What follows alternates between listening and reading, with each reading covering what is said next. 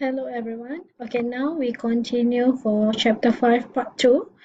Okay, so we have the type of strategy. So when we want to formulate the strategy, the first step is we setting the goals, and then now we already look at to the what kind of goals that we have, and then now we look at to the types of the strategy. Okay, under type of the strategy, so we have several strategies. The first one is the corporate strategy. Okay, where the corporate strategy will determine the overall objective of the organization. Okay, in the overall organization, what we are going to achieve. Okay, what are the direction? That is what we call it as a corporate strategy. In the business strategies, where the strategy will will going down. Okay, will cascade according to the business unit and the product line level. Okay, so different department in the organization, so they will have their own direction which is followed by the corporate strategy that is set up for the overall organization. And the third one is the functional strategy. Okay, from the department itself, then the strategy and the objective will be specified according to the specific area. Okay, especially in order to improve the productivity of the employee. Okay, so that is the we have three type of the strategy.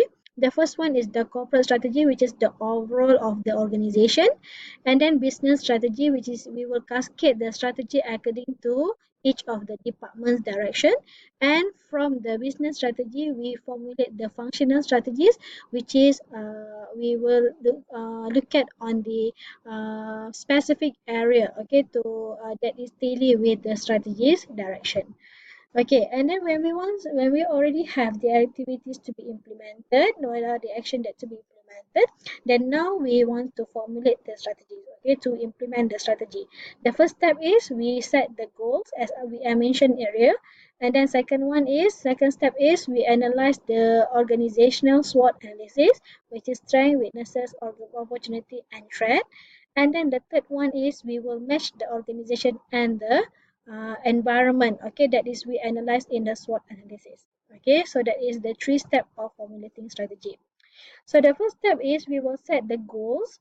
Okay, so when we already have the direction and the objectives that we are going to achieve, at the same time we have to analyze the capability of the organization based on the resources that we have, and then we analyze the environment, okay, which is the opportunity and threat of the organization. So we will combine these two analyses in order to come out what kind of the strategies that we are going to implement that is matched with organization resources and also the environment. Then only we will think about the strategies, how the strategies are going to be implemented. So in the SWOT analysis, which is we will identify and analyze the organization's strength, weakness, and opportunity and threat as a part of the strategy formulation. So for the strength and weaknesses, usually this is come from the internal factors. So from the internal factors, we look at what are the strength and weaknesses of organization, and then from the external environment, which is opportunity and threat. So we will look at on the external opportunity and threats in order to match with the company strength and weaknesses. Okay, so in the formulating strategy, so we have the environmental analysis and organizational analysis. So environmental analysis is come from the external environment, which is to come up with the threat and opportunity, and from the organizational analysis, which is the internal factors that will come up with the strength and weaknesses of the firm. Okay, so from the hierarchy of the plans, okay, when we already have what kind of strategy that we are going to implement, then we have the plans. Okay, we have the action, we have the activities that we are planning to be implemented. The first plan, we call it a strategic plan. So the strategic plan will reflect the decision about the resources allocation and the company priorities. Okay, the steps needed to make the strategic. Okay, so in the strategic plan, we look at to our resources, what kind of resources that we have, and then we look at to the priority of the company. Okay, from out of the action that we are going to implement, so we look at which one is the priority. Okay, which one is the most important one, then we are going to implement it first. Okay, and then the second planning is the tactical planning, which is for the short-term plan with the implementation of the specific aspect for the company strategic plan. Okay, and then the third plan is the operational plan, which is we will set the short-term target for daily, weekly, or monthly performance in order to ensure that okay the company monitoring okay the performance from time to time so that we can achieve the tactical plan and simultaneously we will achieve the strategic plan. In the contingency plan, this one is needed when we are in the crisis environment. Okay, for the contingency plan, we will identify the aspect of business and environment that might change the strategy. Okay, for example, we have plan A and then there is something happens, for example, like disaster. Okay, so that one is uncontrolled. Okay, uncontrollable. So that we have to have another plan in order to back up the plan. And that is what we call it as the contingency. Another one is the crisis management, which is the organization method in dealing with the emergency situation. Okay, so usually the crisis management is come from the contingency plan. When we already prepared what are the planning that we are going to do, okay, when it is not goes as our plan, our current plan, then we will identify okay what kind of situation that is suitable for us to implement on that particular period. Okay. Okay, and then we look at to the corporate culture. Okay, corporate culture is the company share the experience, story, belief, and the norm that characterize to the organization. So it will help to define the work and the business climate that exists in the organization. So corporate culture is how do we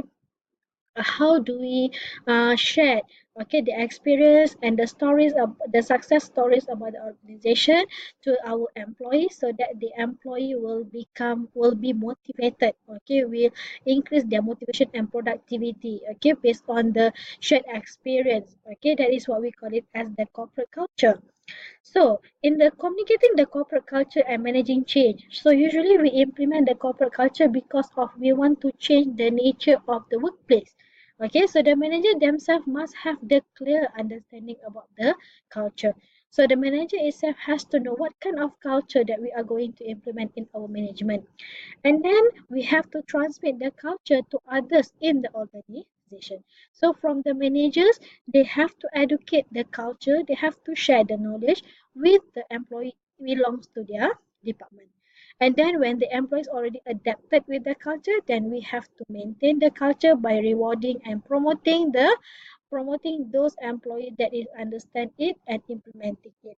Okay, so we reward the employee that the first employee, for example, that several employees adapting. Okay, so we give them a reward and we are promoting what are the action taken by them.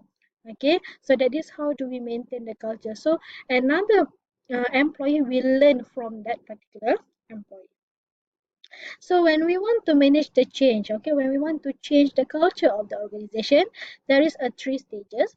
The first stages is the highest level, where the company environment highlight the extensive change as most effective response to its problem. So usually at the highest level, the company have to be honest to the employee, okay, why we are going to implement the new culture, okay, and then what kind of problem that we want to overcome through this culture implementation.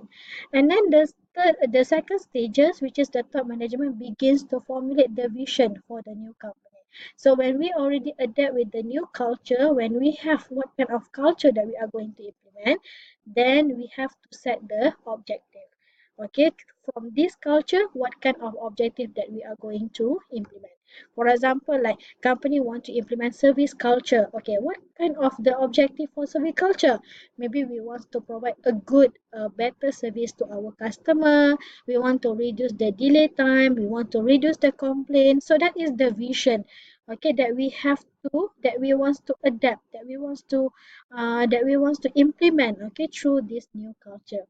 And then the third step is set up the new system for appraising and compensating the employees who enforce the firm's new value. So when we already have the direction, we already have what kind of culture that we are going to implement, then we have to set up the new system on how we want to evaluate the performance of employee. Okay, so that we can keep on monitored. Okay, we will monitor who are the employees that really implement, really adapt with that culture, who are the employees which is not.